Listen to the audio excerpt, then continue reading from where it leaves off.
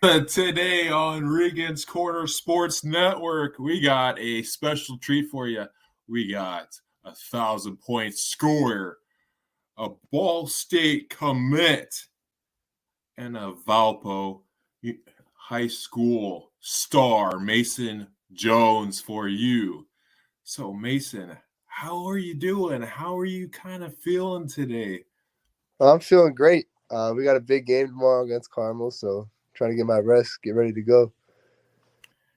Absolutely. So, how did you start in the game of basketball?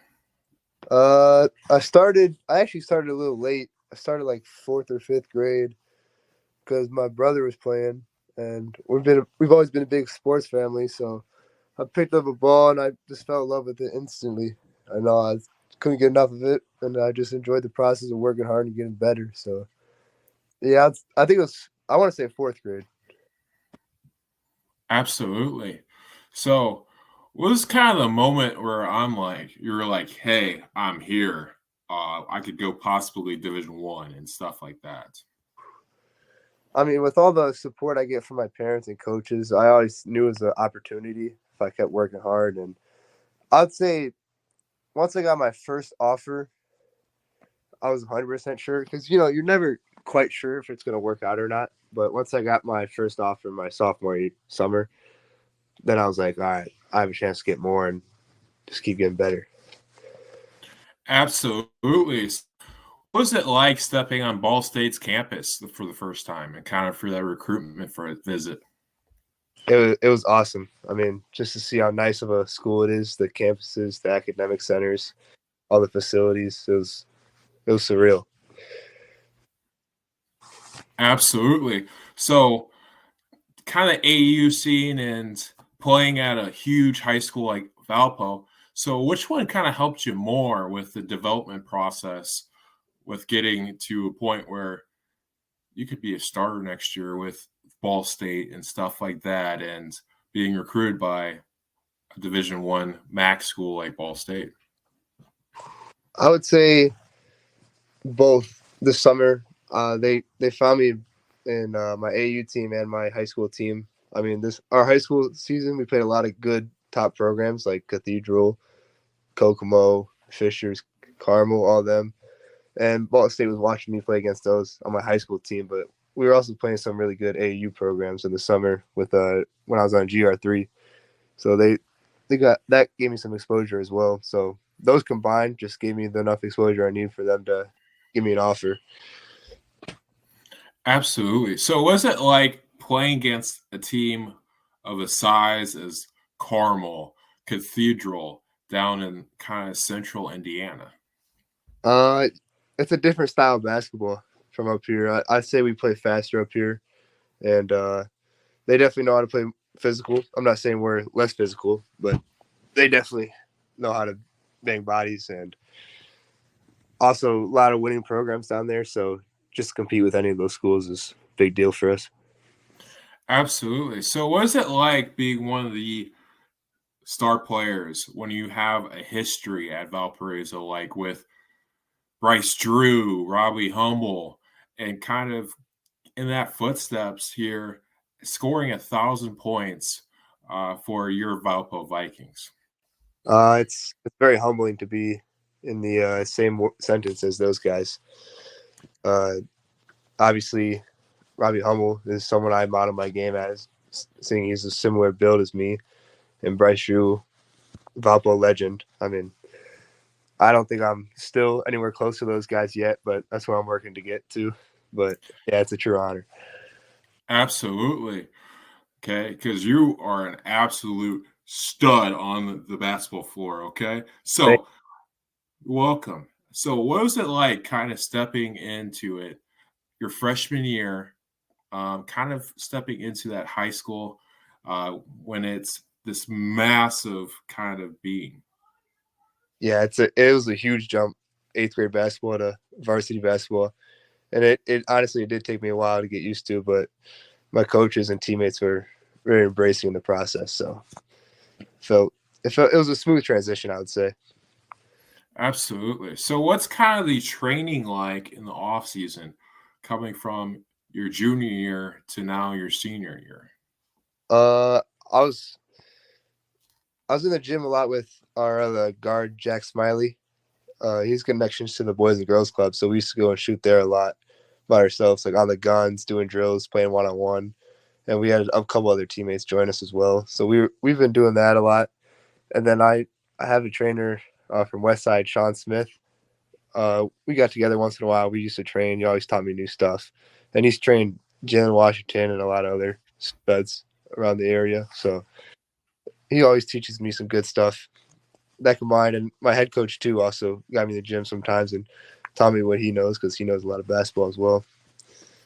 Absolutely. So, what are some teams? You talked about Carmel coming up, but what are some teams in your conference that you're marking down, kind of going into the later, well, not later stages, but kind of the second half of the season? Uh, they're all doing that, having great seasons. I mean, obviously Chesterton had as much as success they had last year. They're definitely marked on my calendar. But I mean, every team in our sectional has a chance to beat anyone. So we know that coming in, we're just making sure we're not overlooking anyone. Absolutely. So, what are some of your goals as a team and some of your goals personally and some of your goals going into Ball State next year? I'd say team wise, just for us to become the best team we can, uh, as a unit. Individually, is to help that happen, however that can be. I mean, I would love to be an Indiana All Star because I was a junior All Star last year, and that was a really cool experience, and I would love for that to happen again. But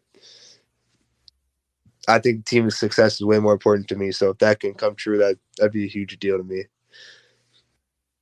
And then for Ball State next year, whatever the coach sees fit, I'm sure he'll put me in the right spot next year. Absolutely, absolutely, absolutely.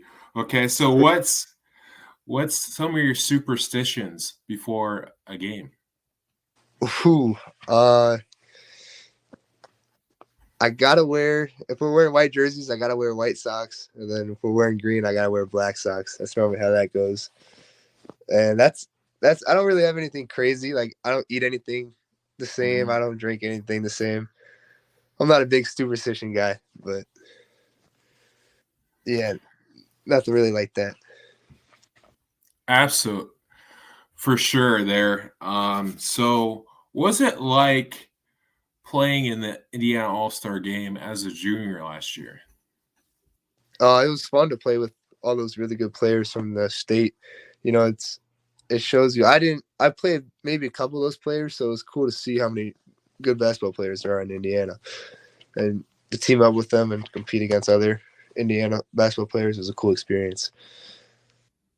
For sure. So, kind of taking away from that experience, did it help you kind of develop into this year, early parts of the basketball season?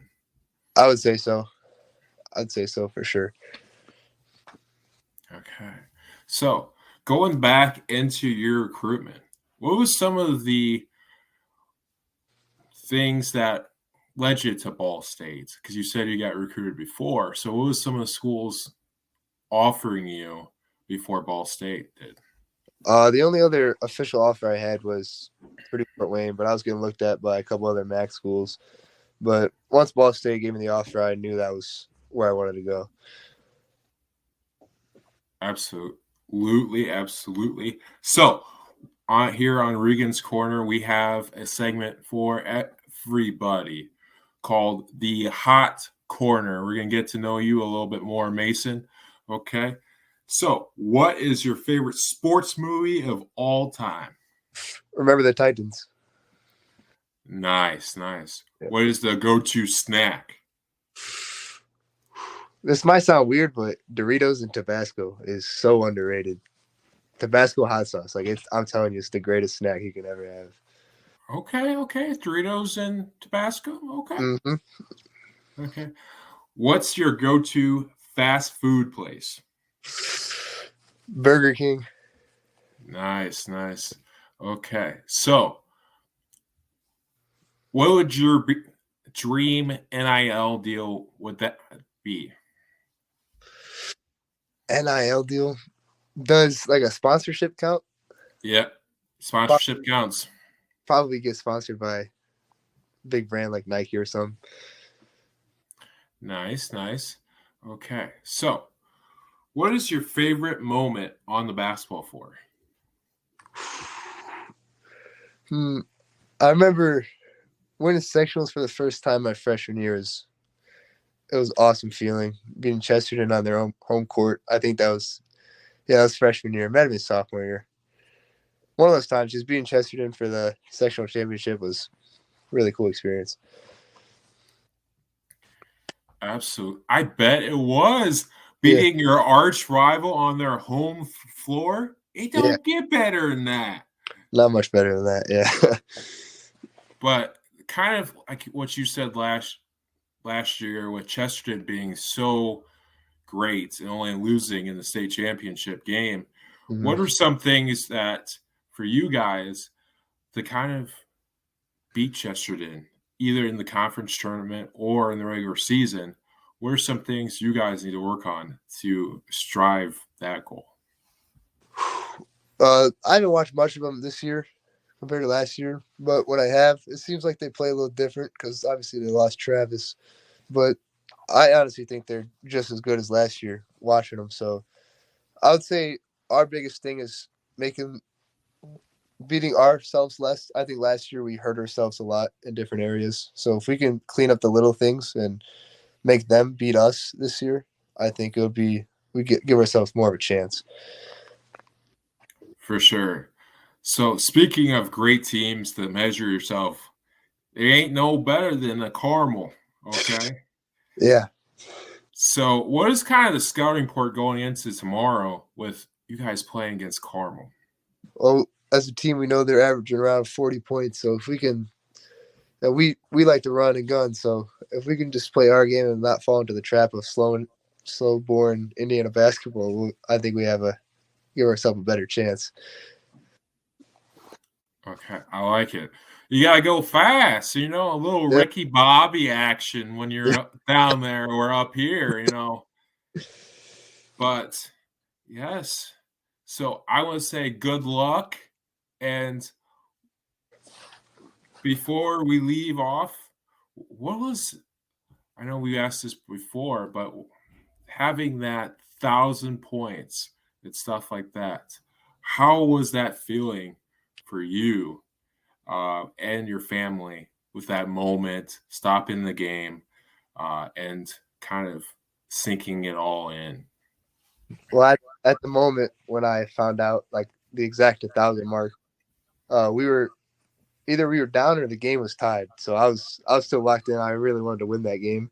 It was a must win for us. But then after the game, when I saw all my teammates having the 1,000 sign, it was just I just felt loved just by the team, the program, and just really appreciated, and it was a really good feeling. Even my parents being there taking pictures with me after the game, it was it was amazing. And here at Regan's Corner, we want to graduate you because that same night, our satellite, Olivia Marks, did the same thing, and we graduated both of you guys. So, yeah. And you're always welcome on here, Mason. So just give me a ring, and I'll make it happen. Okay. Okay. So stay froggy, my friend.